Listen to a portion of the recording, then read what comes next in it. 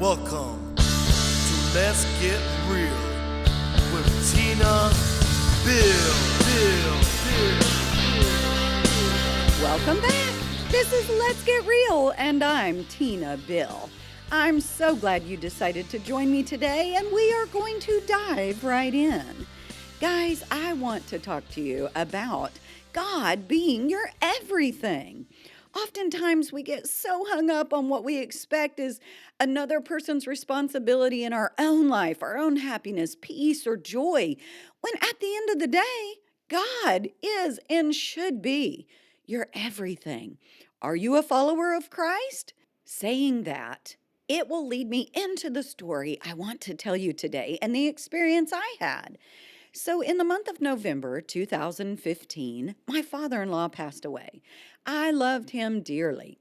My husband and I, we dated 2 years prior to us getting married. And because my father in law was so special to me, I asked him to walk me down the aisle at my wedding.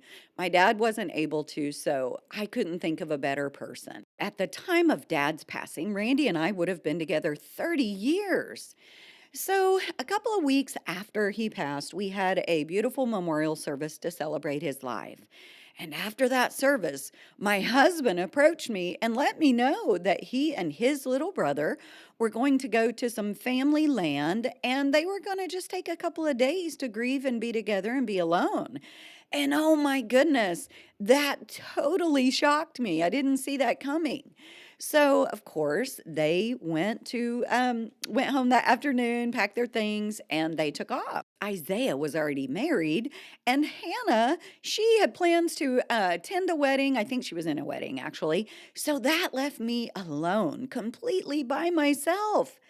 I tell you what, guys, I started feeling this overwhelming emotion.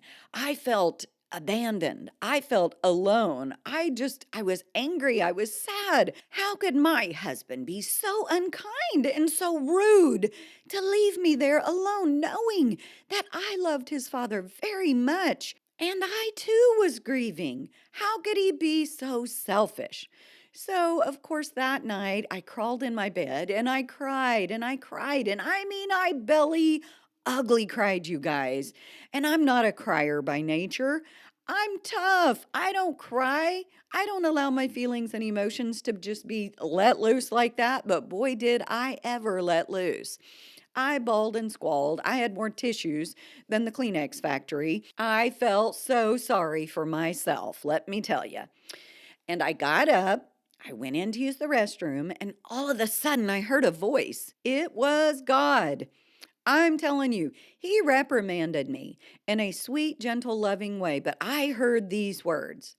If I am your God, like you say I am, you are never alone. You will never be alone. I will never leave you. I will never forsake you.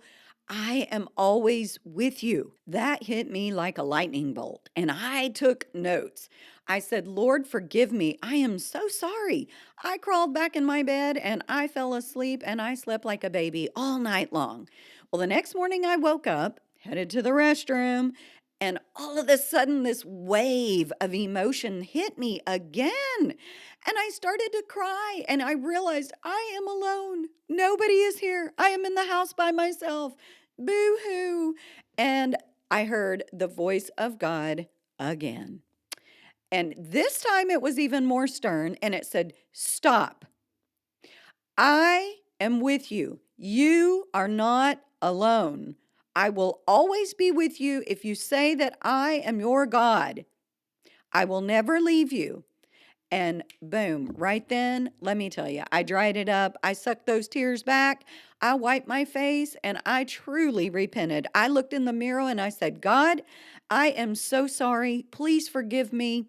And I began to just pray.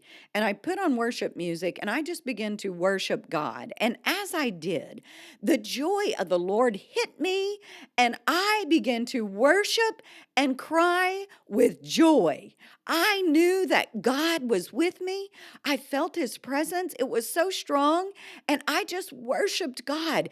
I got happy. And I began to think, oh my goodness, I have allowed things, people in my life, to become the contingency as to whether or not I am happy, delivered, or set free. And you know what? It is not their responsibility. I realized it wasn't my husband's responsibility to bring me comfort, to bring me peace, or joy for that matter. And at that moment, I began to forgive him. He didn't even know. And I let him off the hook. And I began to just thank God that I truly felt this forgiveness to my husband. I was really mad at him, but I began to forgive him. And I just began to thank God for this overwhelming peace and the realization that God was my everything, that I am never to ever rely on any human to bring me what God is supposed to bring me. Sure, we love each other and we do things. We make each other happy. I don't mean that.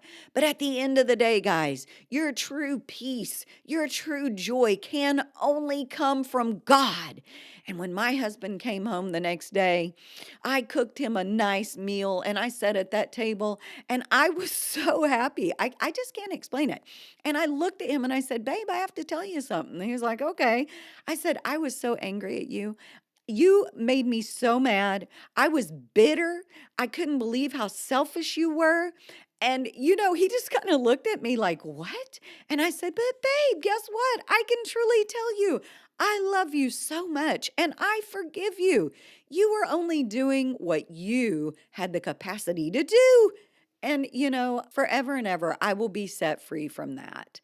And there have been times when all of a sudden I've felt that my children or my husband or my family, my mom or someone did me wrong. And I started to feel that little bit of thing rise up and I said, "No. Nope, absolutely not. That person is not my happiness, my peace, or my joy. Only God is. And He is the one that fulfills that in my life." Turn loose. Let God be your everything and believe His word when He says, "I will never leave you. I will never forsake you." If you say that I am your God, I am always here with you. So guys, until next time, just remember, I love you.